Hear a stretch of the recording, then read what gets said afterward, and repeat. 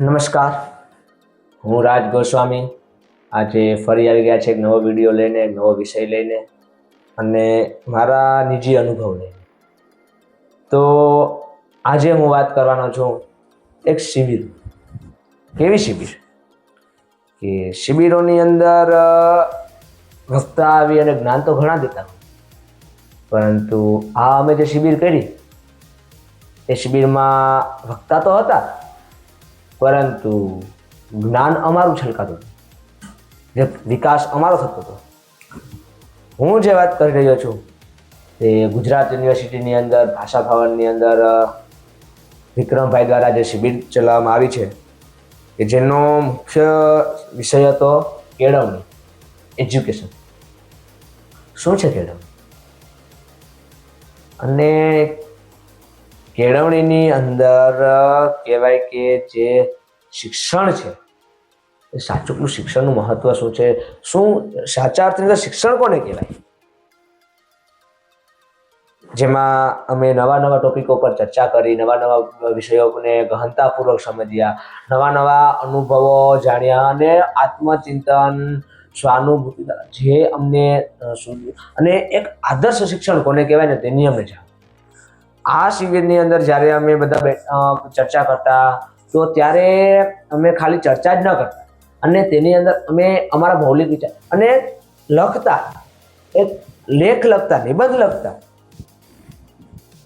કે શું શું અમે આ શિબિરની અંદર કર્યું. જે એક એમાં પહેલો ટોપિક શિક્ષણ પ્રત્યેની ખોટી ભ્રમણા એનો એક ટોપિક હતો. તો આ ટોપિકને લઈને અમે તેને બરાબર તેના બધા પાસાઓ સમજ્યા અને બરાબર સાચું આત્મચિંતન કર્યું અને એક કહેવાય ને કે અમારા જે અંદરનું જે જ્ઞાન હતું એને શોધ્યું, ઠંઠોળ્યું. ત્યારે અમને દ્રષ્ટિ મળી કે સાચા અર્થની અંદર કે જે આપણે શિક્ષણની સમાજની અંદર અત્યારે શિક્ષણ પ્રત્યે જે ખોટી ખોટી ભ્રમણાઓ ઊભી થઈ છે તે શું છે. એક મોટી ભ્રમણા એ છે, સૌથી મોટી અને આ બધા ત્યાં અમે સમજ્યા બાદ અમે મૌલિક વિચારો રજૂ કરતા. એમાં એક મોટી ભ્રમણા એ પણ મળી કે જેની પાસે સૌથી વધુ ડિગ્રી તે હોશિયાર. આ ખૂબ મોટી ભ્રમણા છે, કેમ કે અત્યારે સમાજની અંદર ભ્રષ્ટાચાર અને એટલી હદે મચ્યો છે ને કે ડિગ્રી પૈસા દઈને પણ ડિગ્રી મળે છે. ખાલી ડિગ્રી મેળવવી એ જરૂરી નથી, તેને જીવવું એ મહત્વનું છે. અત્યારે શિક્ષણમાં એક ખોટી કે જેને કશું ન મળે ને બધી ફિલ્ડમાં જઈ આવે અને છેલ્લે લાસ્ટમાં તેને કશી જગ્યાએ તેને જોબ ન મળે. જે બેરોજગાર હોય તે છેલ્લે શું વિચાર કરે કે ચાલો શિક્ષક બની છે. હા મિત્રો, એક ખૂબ કહેવાય અરે ભાઈ, શિક્ષણ જગતની અંદર પગ મૂકવા માટે આપણી લાયકાત હોવી જોઈએ. આપણે દેશનું ભવિષ્ય નક્કી કરવાના છીએ. આપણી અંદરમાં કેટલા વિદ્યાર્થીઓ ભણતા હશે, તેમાંથી આપણા વિચારો, આપણા સારા વિચારોથી કેટલા પ્રભાવિત થશે અને કેટલા ઉચ્ચ લેવલ દેશને, સમાજને એક સારી દિશા પ્રદાન કરશે.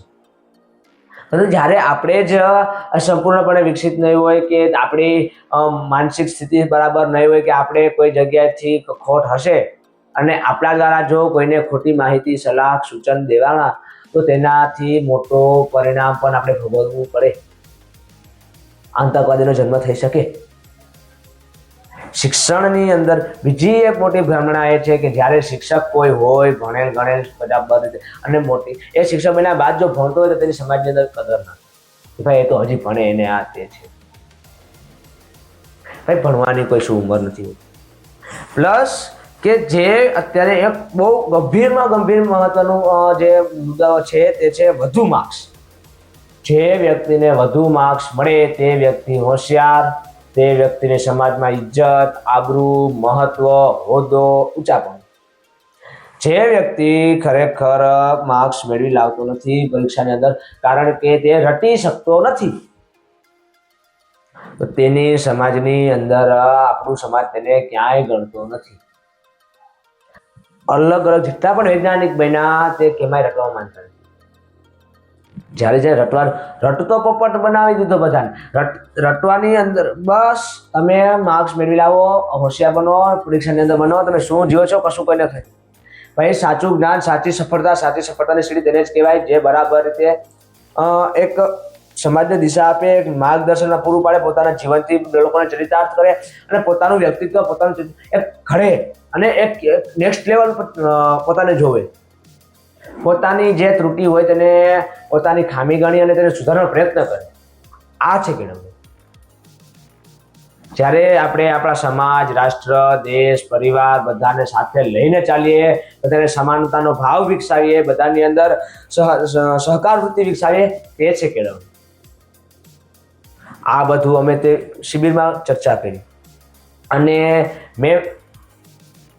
આપણે મારી સ્વપ્નની શાળા આવો એક ટોપિક અમને આપ્યો, તેના પર લખવાનું હતું કે કદાચ મારી સ્વપ્નની શાળા હોય તો તે કેવી. તેના માટે પણ આપણે એક વિડીયો બનાવેલો છે, જેનું ટાઇટલ જ છે મારી સ્વપ્નની શાળા, એક આદર્શ શિક્ષણનું કામ. તો તે તમે જરૂરથી જોજો. મારા સ્વપ્નની શાળા કેવી હશે.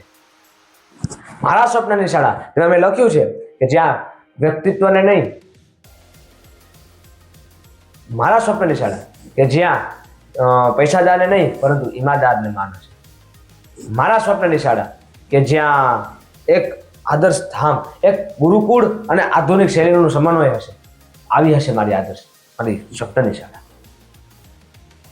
તો આ રીતે મિત્રો આપણે અલગ અલગ આ શિબિરમાંથી અમને કહે ને કે અમારી વિચારધારા, એક કહેવાની પદ્ધતિ, અમારી જે એ ફ્લો હતો એ ફ્લો ચેન્જ થઈ અને આની અંદર અમારી લેખન કૌશલ્ય, અમારા સંવાદ કૌશલ્ય, અમારી વિચારતાની શક્તિ, અમારી તાર્કિકતા એ બધાનો વિકાસ થયો છે. અને સાચા અર્થની અંદર કેળવણી, સાચા અર્થની અંદર શિક્ષણ, સાચા અર્થની અંદર શું છે તેની અમને ખરેખર જાણ થઈ છે.